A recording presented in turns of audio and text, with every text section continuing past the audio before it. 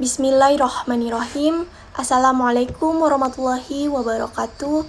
Alhamdulillah, alhamdulillah, alhamdulillahirabbil alamin.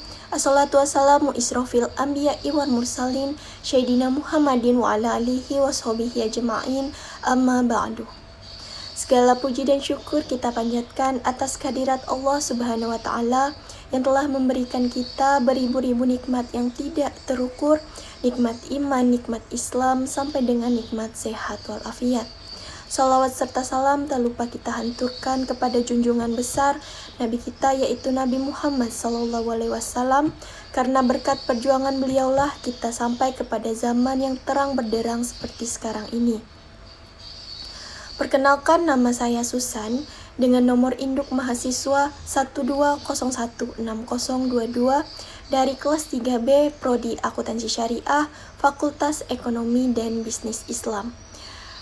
Saya ingin mengucapkan terima kasih kepada Bapak Adi Mursalin SEMMC PHCM selaku dosen pengampu mata kuliah Islamic Marketing dan Manajemen, karena selama 1 semester ini telah memberikan ilmu yang sangat bermanfaat mengenai Islamic Marketing dan Manajemen. Tujuan saya pada video record kali ini yaitu untuk memenuhi tugas UAS dari mata kuliah Islamic Marketing dan Manajemen. Saya mengikuti pertemuan Zoom pada mata kuliah Islamic Marketing dan Manajemen sebanyak 14 kali pertemuan dan 1 kali UTS. Tujuan saya untuk mengikuti kuliah Zoom tersebut tentunya itu merupakan kewajiban saya sebagai mahasiswa dan sekaligus untuk paham mengenai materi tentang Islamic Marketing dan Manajemen.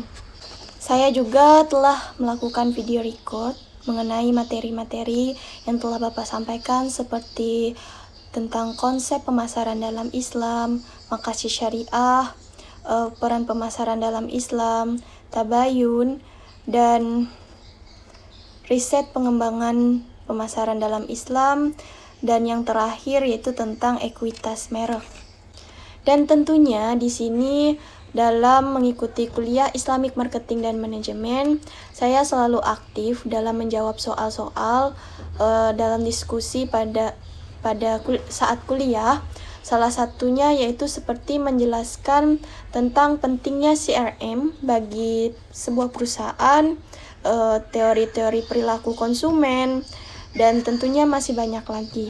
Kesan saya dalam mengikuti kuliah Islamic Marketing dan Manajemen ini sangat menarik dan menyenangkan, karena dalam setiap pertemuan pasti akan membahas materi-materi yang baru. Materi tersebut juga menarik, dan dalam diskusi juga kita diminta untuk aktif, sehingga itu sangat menyenangkan menurut saya. Dan manfaatnya bagi saya juga, saya tentunya bisa mengetahui lebih dalam mengenai Islamic Marketing dan Manajemen.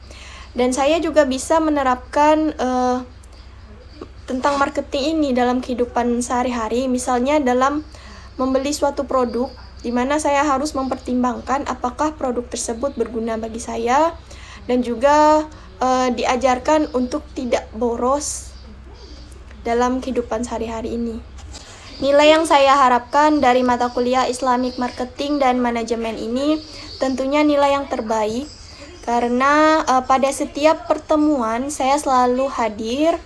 Ketika diperintahkan untuk membuat video record, saya selalu membuat video record, dan saya juga selalu berpakaian rapi selama mengikuti perkuliahan, dan ketika membuat tugas tentunya saya memakai baju kerah seperti yang diminta oleh Bapak, meskipun kerah baju saya ini tertutup oleh kerudung.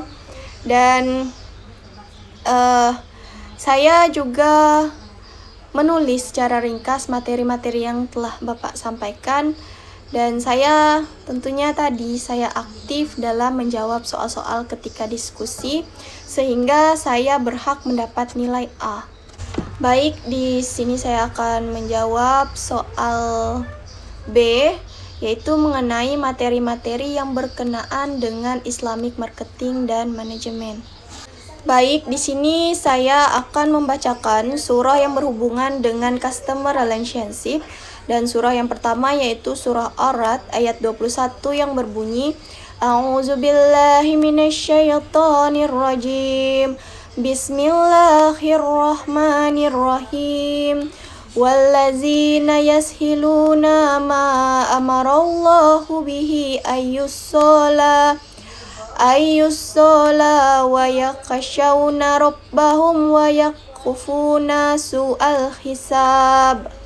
Artinya, dan orang-orang yang menghubungkan apa yang diperintahkan Allah agar dihubungkan, dan mereka takut kepada Tuhannya dan takut kepada hisab yang buruk. Di sini saya juga akan membacakan surah An-Nisa ayat 9 yang berbunyi, A'udzu billahi minasyaitonir rajim. Bismillahirrahmanirrahim. Wal yakhshal ladzina law taraku min khalfihim zuriyatan di'afan khafu alaihim falyattaqullaha wal yaqulu qawlan sadida. Artinya, dan hendaklah takut kepada Allah orang-orang yang sekiranya mereka meninggalkan keturunan yang lemah di belakang mereka yang mereka khawatirkan terhadap kesejahteraannya. Oleh sebab itu, hendaklah mereka bertakwa kepada Allah dan hendaklah mereka berbicara dengan tutur kata yang benar. Isi kandungan dari surah ini, ayat ini ditujukan kepada orang-orang yang sakit atau menjelang sakaratul maut, maka dia harus menyampaikan pesan atau wasiat yang mengandung kebaikan dengan ucapan-ucapan yang menyejukkan, di mana pesan itu akan dikenang dan diingat oleh anak-anak yang ditinggalkan sehingga meninggalkan bekas yang berharga untuk mereka. Saya juga akan membacakan surah An-Nisa ayat 29 yang berbunyi, A'udzu billahi minasyaitonir rajim. Bismillahirrahmanirrahim. Ya ayyuhallazina amanu la taqulu amwalakum bainakum bil bathi illa an takuna tijaratan taradi minkum wala taqtulu anfusakum innallaha kana bikum rahima. Artinya, wahai orang-orang yang beriman, janganlah kamu saling memakan harta sesamamu dengan jalan yang batil atau tidak benar, kecuali dalam perdagangan yang berlaku atas dasar suka sama suka di antara kamu, dan janganlah kamu membunuh dirimu. Sungguh Allah Maha Penyayang kepadamu. Isi kandungan dari ayat ini, yaitu ayat ini melarang mengambil harta orang lain dengan jalan yang batil, tidak benar, kecuali dengan perniagaan yang berlaku atas dasar kerelaan bersama. Saya juga akan membacakan surah An-Nisa ayat 58 yang berbunyi, A'udzu billahi minasyaitonir rajim. Bismillahirrahmanirrahim. Innallaha ya'murukum an tu'attul amanati illa ahliha wa iza hakamtum bainan nasi an tahkumu bil adl. Innallaha ni'ma ya'izzukum bih. Innallaha kana sami'an basira.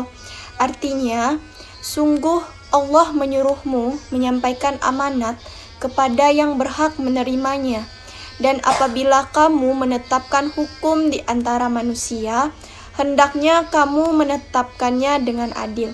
Sungguh Allah sebaik-baik yang memberi pengajaran kepadamu.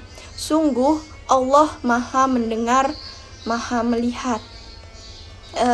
Isi kandungan dari ayat ini yaitu Allah memerintahkan kepada para pemimpin dan orang yang berhak memutuskan untuk berlaku adil dalam menentukan hukum kepada manusia, dan agar pemimpin dapat memberikan amanah mengenai suatu perkara sesuai dengan kemampuan dari orang yang berhak diberikan amanah itu.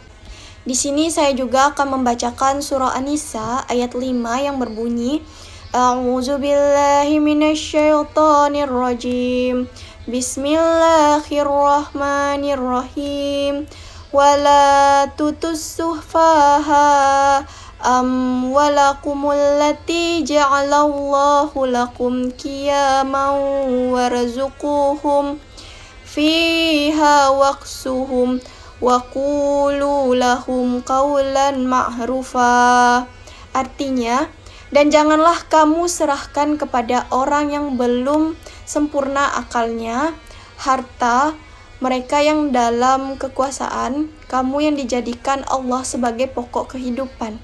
Berilah mereka belanja dan pakaian dari hasil harta itu, dan ucapkanlah kepada mereka perkataan yang baik. Lalu isi kandungan dari ayat ini yaitu menjelaskan, janganlah kalian serahkan kepada orang yang belum sempurna akalnya, yaitu anak yatim atau orang dewasa yang belum mampu mengurus harta warisan tersebut. Di sini saya juga akan membacakan surah An-Nisa ayat 63 yang berbunyi, A'udzu billahi minasyaitonir rajim.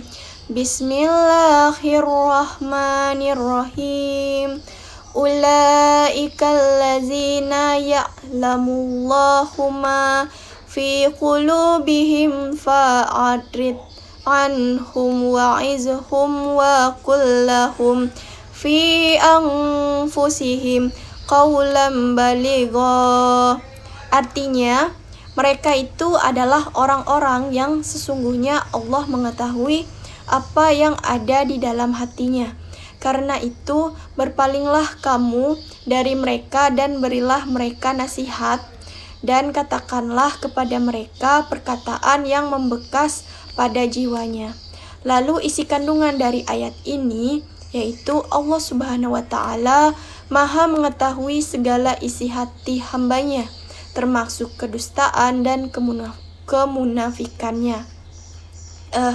Kita sebagai orang yang beriman diminta oleh Allah Subhanahu wa Ta'ala untuk meninggalkan orang-orang yang demikian dengan memberi mereka maaf dan memberi mereka nasihat, bantahan, serta hardikan yang berbekas dalam dan mempengaruhi jiwa agar mereka takut kepada Allah Subhanahu wa Ta'ala dan kembali ke jalan yang lurus. Customer Relationship Management atau CRM adalah sistem yang dapat mengatur hubungan antar pelanggan dan pengelola sehingga pengelola dapat mengatur saran-saran dari pelanggan secara langsung agar dapat meningkatkan bisnis atau e-commerce tersebut. Nah, surah-surah yang berkaitan dengan CRM ini antara lain yaitu Quran Surah Ar-Ra'd ayat 21, Quran Surah An-Nisa ayat 5, Quran Surah An-Nisa ayat 9, Quran Surah An-Nisa ayat 29, Quran Surah An-Nisa ayat 58, dan Quran Surah An-Nisa ayat 63. Nah, surah-surah ini telah saya baca sebelumnya. Manfaat dari CRM yang pertama yaitu untuk mempererat hubungan antar perusahaan dan pelanggan. Nah, mungkin kita sering mendengar peribahasa tak kenal maka tak sayang. Nah, konsep CRM ini adalah membantu perusahaan semaksimal mungkin untuk mengenal pelanggan mereka. Dengan begitu akan memunculkan hubungan erat di antara keduanya. Lalu yang kedua yaitu meningkatkan keuangan. Nah, strategi ini akan memudahkan proses designing dan marketing perusahaan. Dengan begitu, waktu dan biaya yang dihabiskan tidak terlalu banyak, sehingga keuntungan lebih banyak masuk dan meningkatkan keuangan perusahaan. Lalu yang ketiga yaitu memunculkan brand loyalty pada pelanggan. Hal ini karena pada awalnya pelanggan hanya akan merasa bahwa perusahaan mengetahui mereka dengan baik. Lalu yang selanjutnya yaitu proses kerja atau workflow. Nah, proses kerja lebih efisien. Poin keempat dalam manfaat CRM adalah meningkatkan tingkat efisiensi proses operasional kerja dalam perusahaan. Hal ini karena jika proses CRM dilakukan dengan baik, maka otomatis pekerjaan dari setiap divisi akan lebih mudah. Lalu fungsi CRM. Nah, fungsi CRM yang pertama yaitu mengidentifikasi faktor-faktor yang penting bagi pelanggan. Yang kedua yaitu mengusung falsafah customer oriented atau customer centric. Dan yang ketiga yaitu mengadopsi pengukuran berdasarkan sudut pandang pelanggan. Yang keempat, membangun proses ujung ke ujung dalam melayani pelanggan. Yang kelima, menyediakan dukungan pelanggan yang sempurna. Yang keenam yaitu menangani keluhan atau komplain dari pelanggan. Yang ketujuh, mencatat dan mengikuti semua aspek dalam penjualan. Yang kedelapan, membuat informasi holistik tentang informasi, layanan, dan penjualan dari pelanggan. Dimensi CRM yang pertama yaitu identifikasi pelanggan atau customer identification, di mana sebagai perusahaan harus bisa mengidentifikasi pelanggan agar bisa diperlakukan sesuai yang diharapkan serta bisa menjadi ikatan yang saling menguntungkan. Dan yang kedua yaitu membangun daya tarik terhadap pelanggan. Nah, customer attraction. Hal ini bisa berbentuk bagaimana cara perusahaan dalam memberikan suguhan keunggulan perusahaan sehingga pelanggan atau calon konsumen tertarik untuk datang dan tertarik dengan produk yang ditawarkan. Dan yang ketiga yaitu mempertahankan pelanggan yang ada atau customer retention. Pelanggan yang sudah menjadi bagian dari perusahaan dijaga keharmonisannya dengan memberikan fasilitas serta daya tarik tersendiri supaya pelanggan tetap memilih produk perusahaan walau banyak saingan di luar perusahaan. Dan yang keempat, pengembangkan pelanggan atau customer development bisa dimaksudkan dengan memfasilitasi pelanggan yang bisa memberikan konsumen baru di perusahaan dan juga bisa berbentuk ajakan tawaran yang dilakukan pelanggan sendiri ke orang lain di sekitarnya. Faktor pribadi. Faktor pribadi merupakan cara mengumpulkan dan mengelompokkan kekonsistenan reaksi seorang individu terhadap situasi yang sedang terjadi. Nah, perilaku seseorang dalam membeli sesuatu juga dipengaruhi oleh faktor-faktor kepribadian dari konsumen yang bersangkutan. Faktor pribadi menggabungkan antara tatanan psikologis dan pengaruh lingkungan, termasuk watak, dasar seseorang, terutama karakteristik dominan mereka. Meskipun kepribadian adalah salah satu konsep yang berguna dalam mempelajari perilaku konsumen, beberapa pemasar percaya bahwa kepribadian mempengaruhi jenis-jenis dan merek-merek produk yang dibeli. Contohnya pada saat membeli pakaian. Nah, banyak brand pakaian yang mempunyai merek dan kualitas yang berbeda-beda di setiap orang. Misalnya brand Erigo, Eiger itu kan mempunyai kualitas yang di atas rata-rata. Nah, misalnya saya lebih suka dengan produk pakaian yang berbahan sejuk seperti Erigo karena menurut saya pakaian yang berbahan sejuk ini nyaman saat dipakai. Sikap konsumen memengaruhi perilaku konsumen dalam membeli suatu produk. Nah, faktor yang pertama yaitu faktor kebutuhan. Kegiatan konsumsi pada dasarnya dilakukan konsumen untuk memenuhi kebutuhan hidupnya. Oleh karena itu, konsumen memiliki kecenderungan untuk membeli produk yang sedang ia butuhkan saat itu, terlepas dari produk tersebut termasuk kebutuhan primer atau tidak. Nah, lalu yang kedua yaitu faktor lingkungan. Faktor lingkungan pun juga sangat berpengaruh terhadap pola perilaku konsumen. Hal ini disebabkan gaya hidup yang menjadi ciri khas suatu lingkungan menciptakan skala gengsi yang membuat konsumen memiliki banyak pertimbangan dalam membeli suatu produk. Lalu, faktor yang ketiga yaitu faktor kualitas produk. Kualitas produk akan berpengaruh pada pengalaman saat menggunakan produk tersebut. Jika konsumen mendapatkan pengalaman menyenangkan saat memakai suatu produk, kemungkinan besar ia akan melakukan pembelian ulang atau repurchase terhadap produk tersebut. Dan faktor yang selanjutnya yaitu faktor harga. Nah, Selain kualitas, faktor harga juga merupakan pertimbangan signifikan dalam memilih suatu produk. Harga produk yang terjangkau atau affordable akan menjangkau lebih banyak konsumen dari berbagai lapisan masyarakat dibanding produk yang harganya mahal. Dan selanjutnya yaitu faktor promosi. Nah, promosi sangat berperan dalam menjaring lebih banyak konsumen. Jika strategi promosinya bagus, bahkan mampu menghipnotis masyarakat, besar kemungkinan produk yang dipromosikan akan laku keras. Contoh kasus perilaku konsumen. Proses pengambilan keputusan oleh konsumen terhadap pembelian industri telekomunikasi seiring dengan makin pesatnya perkembangan teknologi informasi saat ini.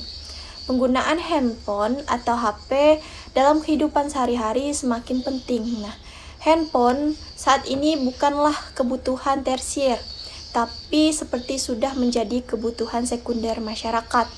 Penggunaan handphone kini makin berkembang, tidak hanya orang dewasa, namun pelajar dan anak-anak sudah paham dengan pemakaian handphone. Mengganti nomor dan handphone sudah menjadi hal biasa. Alasannya bisa bermacam-macam. Untuk HP, pergantian dilakukan karena alasan hilang atau sekedar ingin mengganti model baru agar bisa dikatakan canggih. Sedangkan pergantian nomor bisa dilakukan karena ingin sekedar menelpon lebih hemat. Mengingat di beberapa outlet, penjualan harga nomor perdana lebih murah dibandingkan harga isi ulang untuk nilai pulsa yang sama.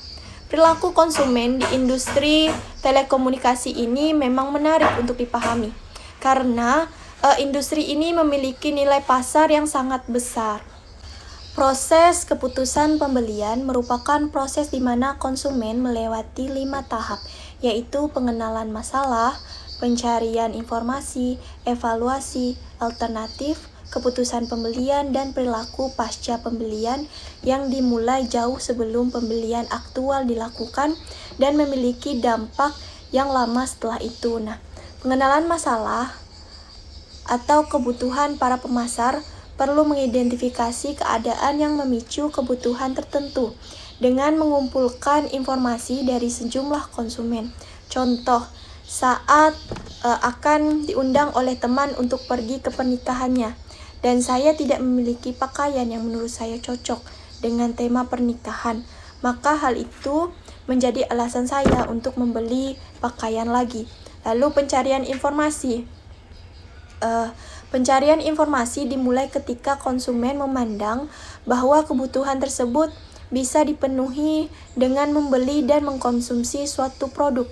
Contoh, setelah itu saya mulai mencari informasi di aplikasi e-commerce atau pergi ke toko baju untuk mencari pakaian yang cocok dan menarik.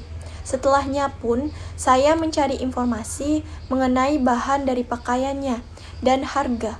Hal itu penting untuk menyesuaikannya dengan biaya yang saya miliki. Lalu selanjutnya yaitu evaluasi alternatif.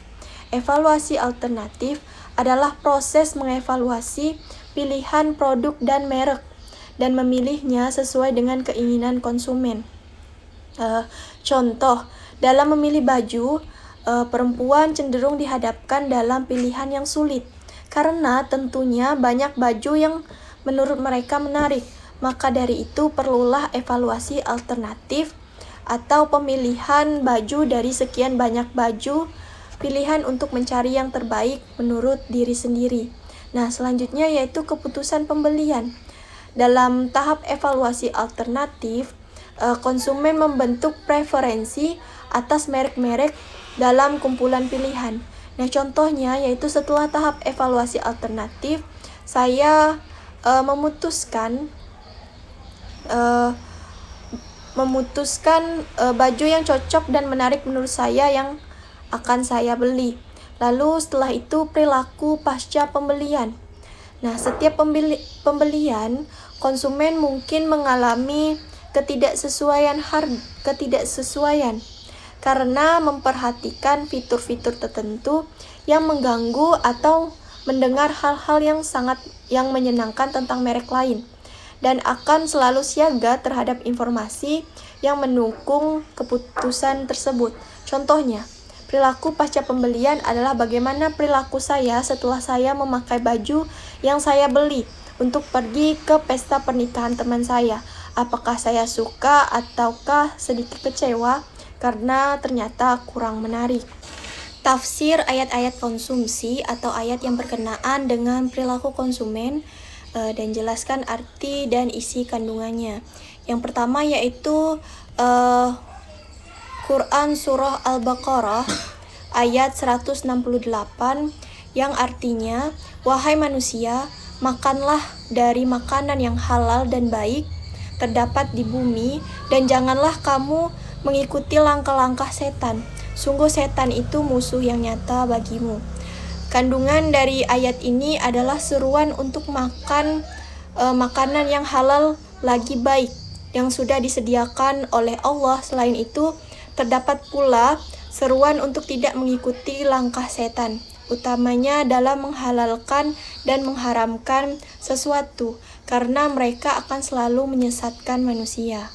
Lalu selanjutnya yaitu Quran Surah Al-A'raf ayat 31 yang artinya, wahai anak cucu Adam, pakailah pakaianmu yang bagus pada setiap memasuki masjid, makan dan minumlah tetapi jangan berlebihan. Sungguh Allah tidak menyukai orang yang berlebih-lebihan.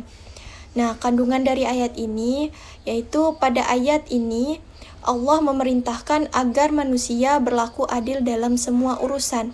Maka pada ayat ini Allah memerintahkan agar memakai pakaian yang baik dalam beribadah, baik ketika sholat, tawaf, dan ibadah lainnya. Allah juga memerintahkan manusia untuk makan dan minum secukupnya tanpa berlebih-lebihan. Baik, saya akan membacakan surah Asy-Syura ayat 181 sampai dengan 183 yang berbunyi, A'udzu billahi minasyaitonir rajim. Bismillahirrahmanirrahim. Auful kaila wa la takunu minal muqsirin. Artinya, sempurnakanlah takaran dan janganlah kamu merugikan orang lain. Lalu ayat selanjutnya, Bismillahirrahmanirrahim. Wazinu bil qistasil mustaqim. Artinya, dan timbanglah dengan timbangan yang lurus. Dan ayat selanjutnya, Bismillahirrahmanirrahim. Wala tabkhasun nasa asyisya'ahum wala ta'saw fil ard mufsidin. Artinya, dan janganlah kamu merugikan manusia pada hak-haknya, dan janganlah kamu merajalela di muka bumi dengan membuat kerusakan. Dan isi kandungan dari ayat ini yaitu menerangkan bahwa Syuaib menyeru kaumnya untuk menghentikan kejahatan yang biasa mereka lakukan. Mereka diseru untuk menyempurnakan takaran dan timbangan, baik di waktu menjual maupun membeli. Mengurangi atau melebihkan takaran dan timbangan adalah perbuatan yang merugikan orang lain. Hal itu berarti membuat kerusakan di bumi. Syuaib juga mengingatkan kaumnya bahwa harta yang halal lebih baik bagi mereka karena mereka adalah orang-orang yang berpenghidupan baik. Lalu ayat selanjutnya yaitu Quran Surah Al-Anbiya ayat 105 yang berbunyi, A'udzu billahi minasyaitonir rajim. Bismillahirrahmanirrahim. Walaqad katabna fiz zaburi min ba'di dzikri annal arada yurisuha ibadiyas salihun. Artinya, dan sungguh telah kami tulis di dalam Zabur setelah tertulis di dalam Az-Zik, Lauh Mahfuz, bahwa bumi ini akan diwarisi oleh hamba-hambaku yang soleh. Surah selanjutnya yaitu surah Ad-Duha ayat 8 sampai dengan ayat 10 yang berbunyi, A'udzu billahi minasyaitonir rajim. Bismillahirrahmanirrahim. Wa wajadaka ailan fa'aghna. Artinya, dan dia mendapatimu sebagai seorang yang kekurangan, lalu dia memberikan kecukupan. Ayat selanjutnya, fa'ammal yatima fala taqhar. Artinya, sebab itu terhadap anak yatim janganlah kamu berlaku sewenang-wenang. Ayat selanjutnya, wa ammas sa'ila fala tanhar. Artinya, dan terhadap orang-orang yang minta-minta, janganlah kamu menghardiknya. Lalu isi kandungan ayat ini yaitu larangan untuk menghardik atau mengejek anak yatim.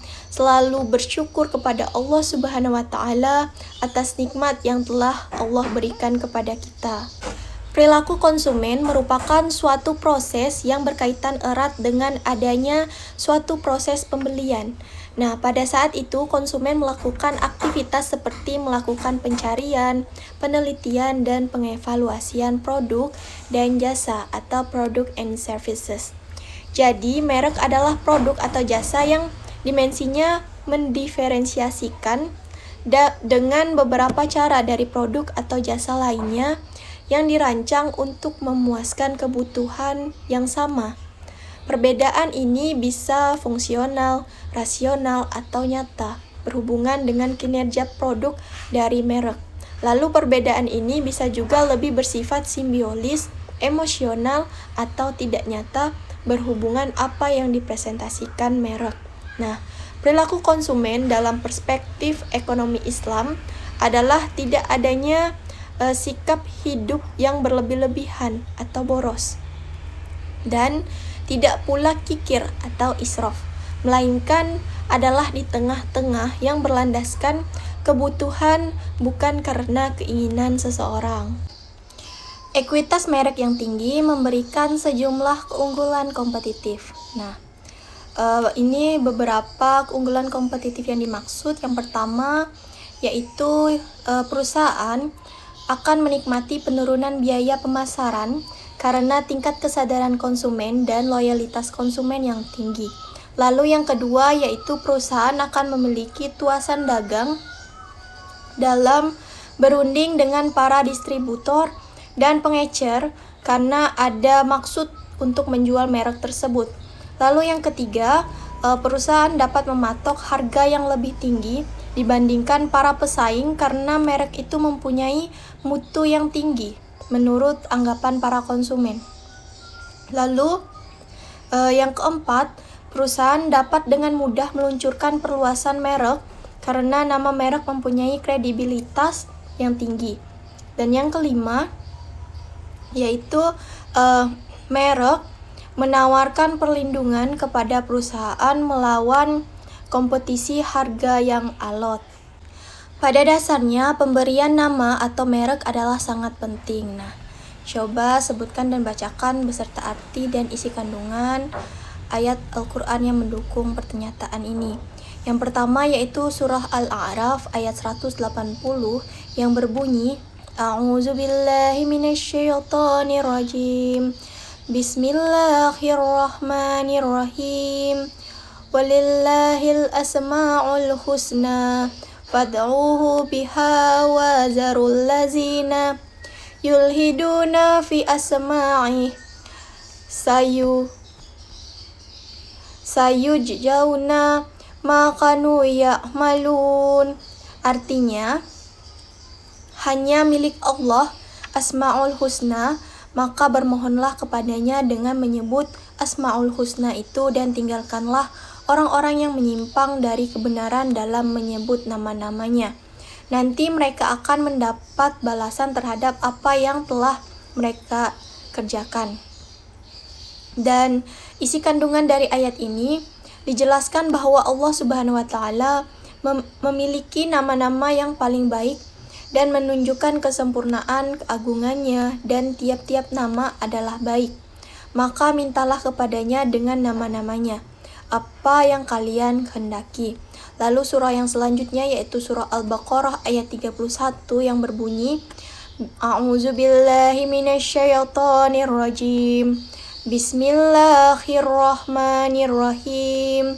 Wa ala ma adamal asma'a kullaha summa aradahum 'alal malaikati faqala ambi'uni bi asma'iha ulai in kuntum shadiqin. Artinya, dan dia mengajarkan kepada Adam nama-nama benda seluruhnya, kemudian mengemukakannya kepada para malaikat lalu berfirman, sebutkanlah kepadaku nama-nama benda itu jika kamu memang benar orang-orang yang benar. Faktor-faktor yang mempengaruhi pembelian konsumen yang pertama yaitu faktor kebudayaan. Faktor kebudayaan adalah faktor penentu keinginan dan perilaku seseorang yang paling mendasar. Setiap budaya mempunyai kelompok-kelompok subbudaya lebih kecil yang merupakan identifikasi dan sosialisasi yang khas untuk perilaku anggotanya. Lalu yang kedua yaitu faktor sosial. Faktor ini meliputi keluarga, kelompok referensi, status, peranan sosial, dan gaya hidup. Lalu ada pula faktor-faktor individu. Nah, faktor-faktor individu ini meliputi motivasi. Nah, motif yang ada pada seseorang akan mewujudkan tingkah laku yang diarahkan pada tujuan untuk mencapai sasaran kepuasan. Jadi, motif bukan sesuatu yang dapat diamati, tetapi merupakan hal yang dapat disimpulkan karena dapat disaksikan. Lalu yang kedua yaitu nilai. Nilai adalah kemampuan suatu produk untuk memberikan kepuasan. Dan yang ketiga yaitu persepsi atau pengamatan. Nah, persepsi atau pengamatan adalah suatu proses di mana manusia menyadari dan menginterpretasikan aspek lingkungannya. Lalu yang keempat yaitu belajar. Belajar menggambarkan perubahan dalam perilaku seseorang individu yang bersumber pada pengalaman. Kebanyakan perilaku manusia diperoleh dengan mempelajari. Lalu yang kelima yaitu kepercayaan. Adalah gagasan deskriptif yang dianut seseorang tentang sesuatu. Kepercayaan ini mungkin berlandaskan pada pengetahuan, opini, atau kepercayaan. Dan yang keenam yaitu sikap. Nah, sikap menggambarkan penilaian kognitif yang baik maupun yang tidak baik, perasaan, emosional, dan kecenderungan berbuat yang bertahan selama waktu tertentu terhadap beberapa objek atau gagasan. Lalu yang ketujuh yaitu kepribadian. Kepribadian adalah organisasi dari faktor-faktor biologis, psikologis, dan sosiologi yang mendasari perilaku individu. Dan yang kedelapan yaitu citra diri. Nah, citra diri menggambarkan hubungan antara citra diri konsumen dengan citra merek, citra perusahaan, dan sebagainya. Yang dibahas oleh pembicara dalam video ini, yang pertama yaitu tentang tahap-tahap pengambilan keputusan dalam pembelian. Lalu yang kedua yaitu faktor yang mempengaruhi konsumen dalam pengambilan produk. Yang ketiga, kendala apa saja yang terdapat dalam pengambilan keputusan. Dan materi yang pertama yaitu tahap-tahap pengambilan keputusan dalam pembelian. Citra merek, brand image merek menjadi tanda pengenal bagi penjual atau yang membuat suatu produk. Merek juga bisa menjadi alat pertimbangan konsumen dalam melakukan proses pembelian, dan kualitas produk merek sangat berpengaruh dalam keputusan pembelian. Nah, mengetahui hidup mewah atau sederhana. Lalu, kualitas produk. Pencapaian kualitas perusahaan membutuhkan beberapa kebutuhan untuk merumuskan kebijakan kualitas produk seperti fungsi barang. Nah, seorang konsumen akan setia apabila penggunaannya akan memberikan suatu kepuasan tersendiri bagi konsumen tersebut. Dan materi yang kedua yaitu tentang faktor yang mempengaruhi konsumen dalam pengambilan produk. Beberapa faktor dalam pengambilan produk. Yang pertama yaitu harga itu sendiri, dan yang kedua kualitas barang, yang ketiga harga barang pengganti, dan yang keempat pendapatan, yang kelima selera konsumen, dan yang keenam merek. Nah, materi yang ketiga yaitu kendala apa saja yang terdapat dalam pengambilan keputusan. Yang pertama yaitu kegagalan di masa lalu, Lalu yang kedua, konsultasi yang berlebihan. Proses pengambilan keputusan jika banyak konsultasi yang berlebihan akan menyebabkan kebanyakan pihak. Dan yang ketiga, yaitu faktor ketidakpastian. Nah, sedangkan ayat Al-Quran yang mendukung penjelasan materi ini yaitu Quran Surah Al-Baqarah ayat 31 yang berbunyi A'udzubillahi minasyaitonir rajim. Bismillahirrahmanirrahim. Wa'alama adamal asma kullaha summa aradahum alal malaikati faqala ambi'uni bi asma'i haula'i in kuntum shadiqin. Artinya, dan dia mengajarkan kepada Adam nama-nama benda-benda seluruhnya. Kemudian mengemukakannya kepada para malaikat lalu berfirman, sebutkanlah kepadaku nama benda-benda itu jika kamu memang benar-benar orang-orang yang benar. Dan surah yang selanjutnya yaitu surah Al-A'raf ayat 180 yang berbunyi A'udzubillahi minasyaitonir rajim.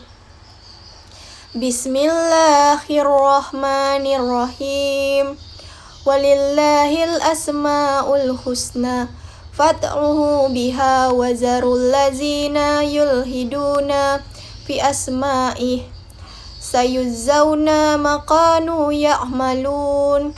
Artinya, hanya milik Allah Asma'ul Husna, maka bermohonlah kepadanya dengan menyebut Asma'ul Husna itu dan tinggalkanlah orang-orang yang menyimpang dari kebenaran dalam menyebut nama-namanya.